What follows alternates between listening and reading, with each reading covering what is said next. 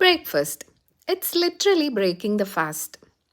രാവിലെ എഴുന്നേറ്റ് ഒരു ഹെൽത്തി ഫുഡ് കഴിക്കുക എന്ന് പറയുന്നത് വളരെയധികം ഇമ്പോർട്ടൻ്റ് ആയിട്ടുള്ള ഒരു കാര്യമാണ്.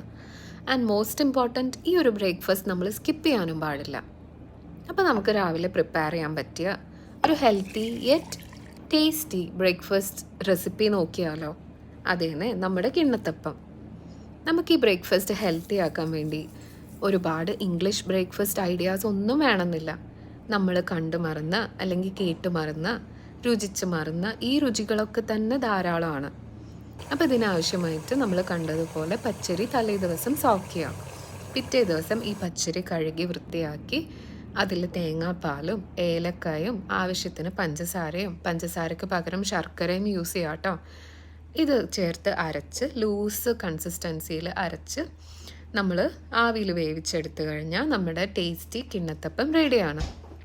എത്രയും തിക്നെസ് കുറക്കുന്നോ അത്രയും ടേസ്റ്റിയാണ് ഈ ഒരു കിണ്ണത്തപ്പം. അപ്പോൾ നമ്മുടെ ബ്രേക്ക്ഫാസ്റ്റ് ഹെൽത്തി ആക്കുക.